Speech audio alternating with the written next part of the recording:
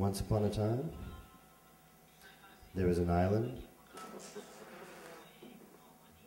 called Tonga. And it was ruled by a king. He was a good king. He was an all-right king.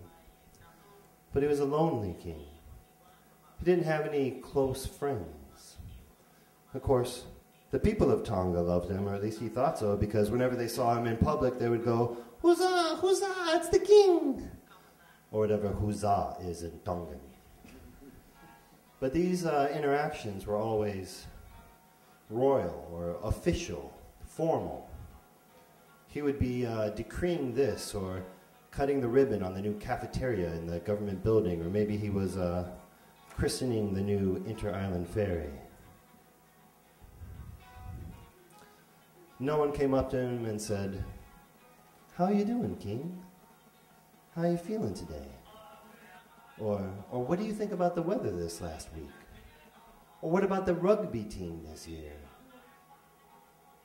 And he also knew that the citizens of Tonga, when they would vote for the parliament members, they would go into the voting booth.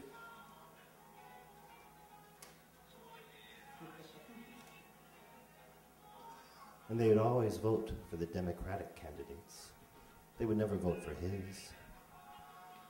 So he took their love with a grain of salt, and he spent most of his time alone up in the palace.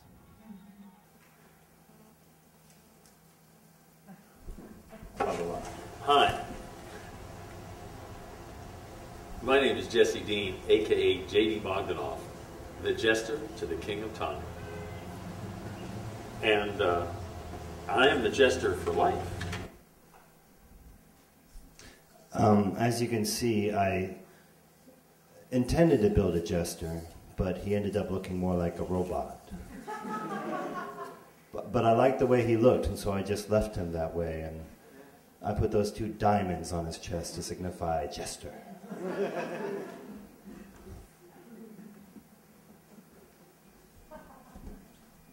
Okay. To talk about Tonga, first we have to talk about Hong Kong. Do you guys remember what happened? In the late 1990s, Hong Kong was to change from British to Chinese rule. And the Hong Kong people were concerned about exactly what would happen. So this businessman, George, gets this great idea to sell Tongan passports to the Hong Kong citizens. George gets an audience with the King of Tonga. The king likes the idea, and he agrees to do it. But the king doesn't tell the Tongan government. He doesn't put the money in a treasury. He says, quote, "They will just spend it on roads and things," unquote. So, we're flying into Tonga, and I realize that I can see the entire main island of Tongatapu framed in the little window of the airplane.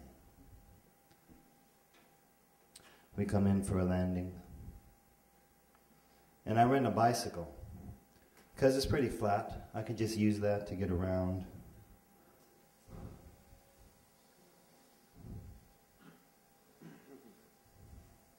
But on the end of the 3rd day, the biggest rock concert to happen in Tonga in 20 years happened.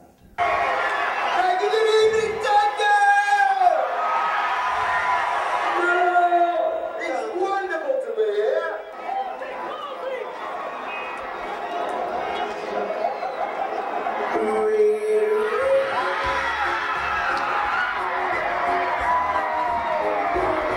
Now think about this.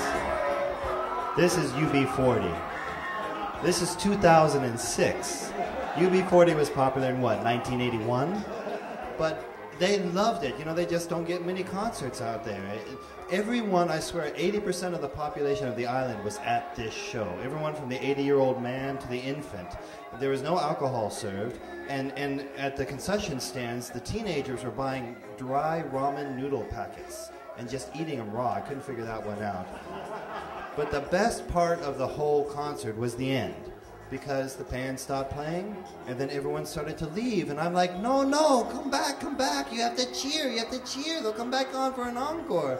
And after a while, UB40 just kind of wandered back on stage and started playing, then all the Tongans just started streaming back into the stadium, this flood of people just running, yeah, more! It was glorious. It was one of the best concerts I'd ever been to in my life.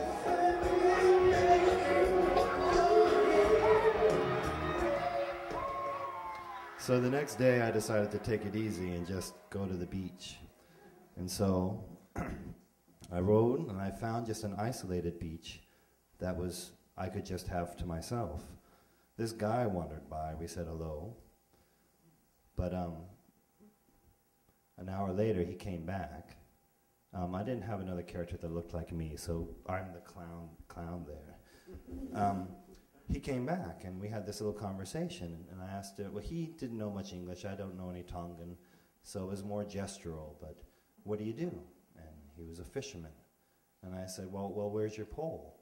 And he reached into his bag and he brought out a glass jar full of a pink powder with a wick coming out of it. And I was like, oh, can I come watch you fish? And he said, sure, come along. And we became great friends after that. And he brought me around. He showed me the maroon boat that he would hang out with his friends. And he had this strange panel van that we would drive around in. And, you know, the conversations were a little bit muted, but we got the word across. And eventually he brought me to his home. I met his family. And then we would go out on the boat. There's some tourists right there. And he would be looking for a certain type of wave. I couldn't really tell the difference, but he could see a certain type of ripple that meant that there was a school of fish there. And when he saw that, he would stop the boat, he would stand up on the bow, take out his cigarette, light that fuse, throw it in the water, and then the concussion from the explosion would just knock the fish out, and they would float to the top, and then we would just kind of tool around in the boat and scoop them up and throw them in the boat. It was the most efficient form of fishing I've ever experienced. On this one trip, later in my time there, he took me out to one of the outer islands. And it turned out that this island was the prisoner's island.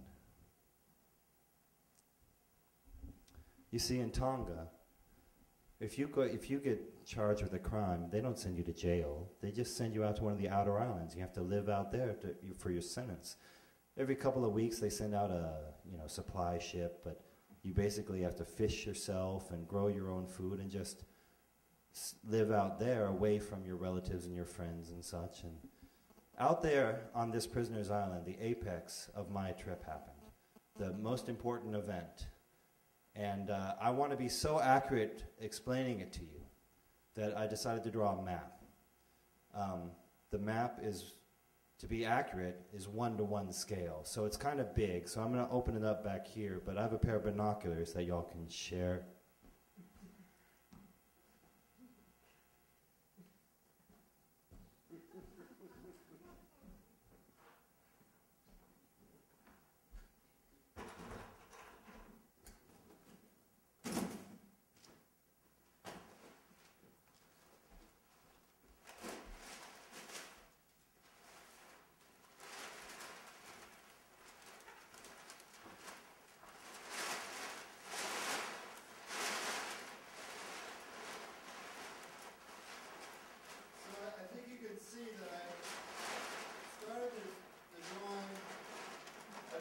Start with an outline. But I ran into some problems. I was looking back and my lines were wrong. And I realized that the tide was coming in. I tried to erase it and redraw it, and I tried to go faster. But I would look back and my lines were always wrong. So I gave up.